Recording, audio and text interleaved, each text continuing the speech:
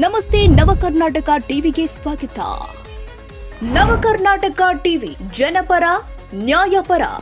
ನೀವಿನ್ನ ನಮ್ಮ channel subscribe ಮಾಡಿಲ್ಲ ಅಂದ್ರೆ ಈ ಕೂಡಲೇ ಲೈಕ್ ಮಾಡಿ, ಶೇರ್ ಮಾಡಿ, ಸಬ್ಸ್ಕ್ರೈಬ್ ಮಾಡಿ, ತಪ್ಪದೆ ಬೆಲ್ ಐಕಾನ್ ಕ್ಲಿಕ್ ಮಾಡಿ.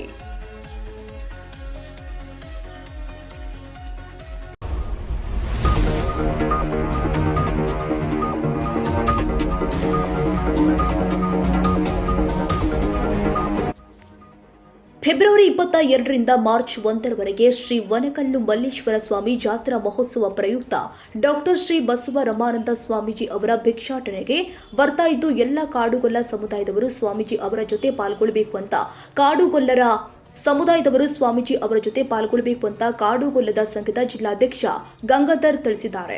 ಗುಬ್ಬಿ ಪಟ್ಟಣದ ಪ್ರವಾಸಿ ಮಂದಿರದಲ್ಲಿ ಹಮ್ಮಿಕೊಂಡಿದ್ದ ಪತ್ರಿಕಾಗೋಷ್ಠಿಯಲ್ಲಿ ಮಾತನಾಡಿದರು. ತಾಲೂಕಿನ ಹಾಗಲವಾಡಿ, ಚೇಳೂರು, ನಿಟ್ಟೂರು, ಕಡಬ, ಸಿಎಸ್ಪುರ, ಕಸಬಾ ಹೋಬಳಿಯಲ್ಲಿ ವನಕಲ್ಲು ಮಠದ ಶ್ರೀ ಬಸವ ರಮಾನಂದ ಸ್ವಾಮೀಜಿಗಳು ಆಗಮಿಸ್ತಾ ಇದ್ದು, ಸ್ವಾಮೀಜಿಗಳು ಮಠದ ಅನಾಥಾಶ್ರಮ, ವೃದ್ಧಾಶ್ರಮ, ಗೋಶಾಲೆ, ಸಂಸ್ಕೃತ ಪಾಠಶಾಲೆ, ಮಕ್ಕಳಿಗೆ ನಿತ್ಯ ದಾಸೋಹ ನಿಲಯಕ್ಕೆ ದವಸ ಧಾನ್ಯಗಳನ್ನು ನೀಡೋದ್ರ ಮೂಲಕ ಸಮುದಾಯದ ಮುಖಂಡರು ಸಹಕರಿಸಬೇಕು ಅಂತ ತಿಳಿಸಿದರು.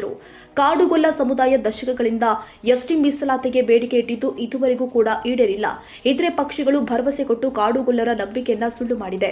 ಕಳೆದ ಲೋಕಸಭಾ ಚುನಾವಣೆಯಲ್ಲಿ ಕೊಟ್ಟ ಮಾತಿನಂತೆ ಮಾಜಿ ಪ್ರಧಾನಿಗಳು ಆದ ದೇವೇಗೌಡರು ಹಾಗೂ ಮಾಜಿ ಮುಖ್ಯಮಂತ್ರಿ ಕುಮಾರಸ್ವಾಮಿ ಅವರು ಕಾಡುಗೊಲ್ಲರನ್ನ ಎಸ್ಟಿ ಮೀಸಲಾತಿಗೆ ಸೇರಿಸ್ತೀವಿ ಅಂತ ಹೇಳಿದ್ದಾರೆ.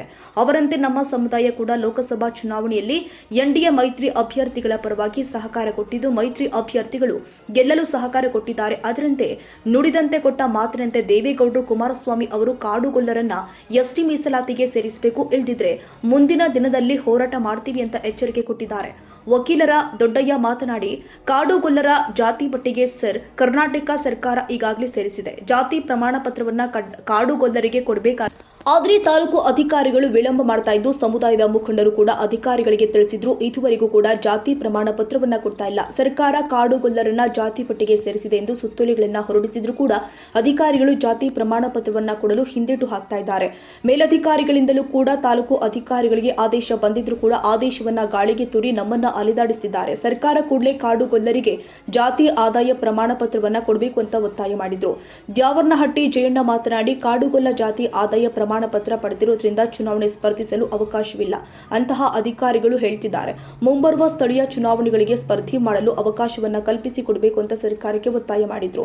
ಇದೇ ಸಂದರ್ಭದಲ್ಲಿ ಮುಖಂಡರು ಆದ ತಿಮ್ಮಪ್ಪನಹಟ್ಟಿ ತಿಮ್ಮಯ್ಯ, ಸದಾಶಿವ, ಜಯಣ್ಣ, ದ್ಯಾವರ್ನಹಟ್ಟಿ ಶ್ರೀನಿವಾಸ್, ಈರಣ್ಣ, ನಾಗರಾಜು, ಗಂಗಾಧರ್, ರತೀಶ್, ದೇವರಾಜು, ನಾಗರಾಜ್, ಮಂಜಣ್ಣ, ತಿಮ್ಮರಾಜು, ರಾಜನ್ಪೇಟೆ, ಮೋಹನ್, ಶಿವಣ್ಣ ಸಮುದಾಯದ ಮುಖಂಡರು ಭಾಗವಹಿಸಿದ್ರು.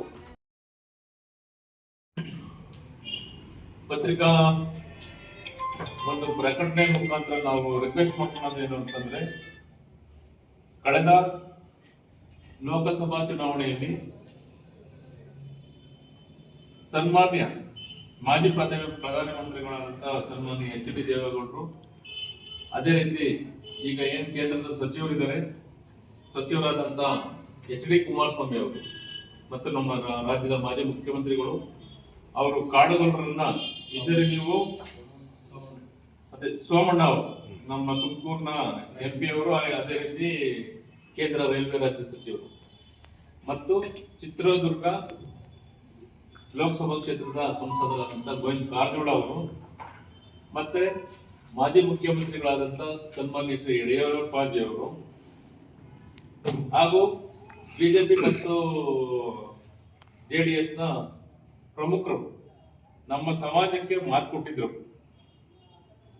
ಈ ಬಾರಿ ನೀವು NDA ಮೈತ್ರಿಕೂಟದ ಅಭ್ಯರ್ಥಿಗಳಿಗೆ ಒಂದು ಬೆಂಬಲವನ್ನು ಕೊಟ್ಟಿದ್ದೇ ಆದಲ್ಲಿ ನಾವು ನಿಮ್ಮನ್ನ ಅತಿ ಜರೂರಾಗಿ ನಿಮ್ಮನ್ನ ಪ್ರಧಾನಿಗಳು ಮತ್ತೆ ಗೃಹ ಸಚಿವರ ಹತ್ರ ಭೇಟಿ ಮಾಡಿ ಜರೂರಾಗಿ ನಿಮ್ಮನ್ನ ST ಮೀಸಲಾತಿ ಪಟ್ಟಿಗೆ ಸೇರಿಸಲಿಕ್ಕೆ ಪ್ರಾಮಾಣಿಕ ಪ್ರಯತ್ನ ಮಾಡ್ತೀನಿ ಅಂತ ಮಾಜಿ ಪ್ರಧಾನಿಗಳು ಅವರ ಒಂದು ಪಕ್ಷದ ಕಚೇರಿಯಲ್ಲಿ ನಮಗೆ ಮಾತು ಕೊಟ್ಟಿದ್ರು. ಅವತ್ತು ಸುಮಾರು ಒಂದು 2,500 ಜನ ನಮ್ಮ ಇಡೀ ರಾಜ್ಯದಿಂದ ಬಂದಂತ ಕಾಡುಗೊಲ್ಲ ಸಮಾಜದ ಮುಖಂಡರು ಹೋಯ್ತು.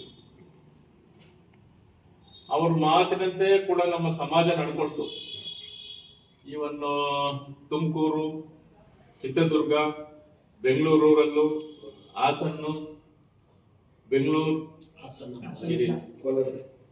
ಮತ್ತೆ ದಾವಣಗೆರೆ ಎಲ್ಲಾ ಕಡೆ ಎಲ್ಲೆಲ್ಲಿದ್ದಾರೆ ಅಲ್ಲಿ NDA ಮೈತ್ರಿಕೂಟದ ಅಭ್ಯರ್ಥಿಗಳು ಗೆಲುವಿನ ಒಂದು ಹಿಂದೆ ನಮ್ಮ ಕಾಡುಗೊಲ್ಲರ ಪಾತ್ರ ಪ್ರಮುಖವಾಗಿ ಕಂಡುಬಂತು.